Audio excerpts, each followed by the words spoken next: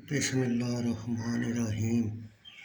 حضرت عمر بن عبدالعزیز رحمۃ اللہ علیہ اپنی آرزوؤں کو دل میں مار ڈالو اور دلوں کو ان میں مرنے نہ دو۔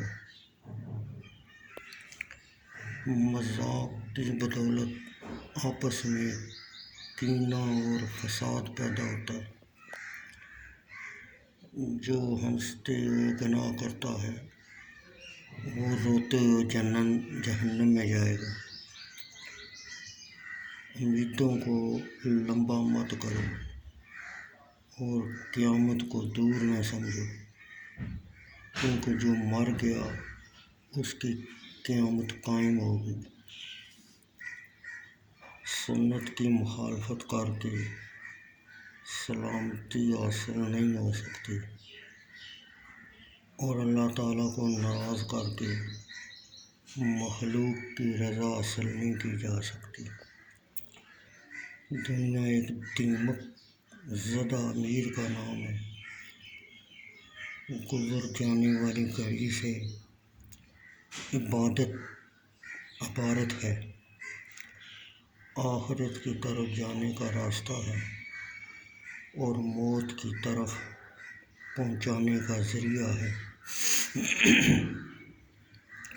اللہ تعالیٰ اس شخص پر رحم کرے جو حقیقت پر نگاہ رکھے، اپنے نفس کی خیر خواہی کا فیصلہ کرے، اللہ تعالیٰ سے ڈرتا رہے، گناہ سے اعراض کرے اور اپنے دل کو نورانی بنائے۔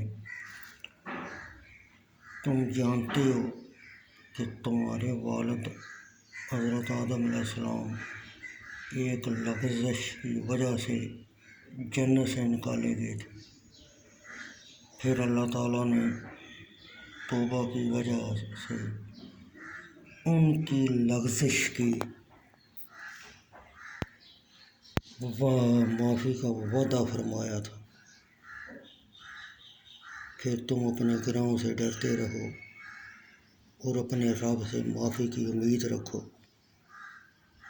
کوئی شخص اس قابل نہیں کہ اللہ تعالیٰ کو ناراض کر کے اس کی اطاعت کی جائے۔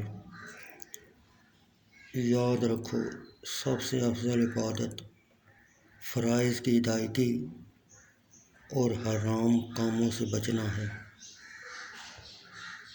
قبر ہر ایک کو پکارتی ہے، ہر ایک کو پیغام دیتی ہے، ہر ایک کو ہر روز اپنے بارے میں بتاتی ہے۔ وہ نہایت فصیح اور صاف آواز کے ساتھ یہ اعلان کرتی ہے: اے ابن آدم، تو مجھے بھول گیا، میں تنہائی کا گھر ہوں، میں اجنبیت کا گھر ہوں، میں دہشت کا گھر ہوں، میں کیڑوں کا گھر ہوں، میں نہایت تنگی کا گھر ہوں، مگر اس شخص کے لیے نہیں جس پر اللہ تعالیٰ نے مجھے وسیع کر دیا۔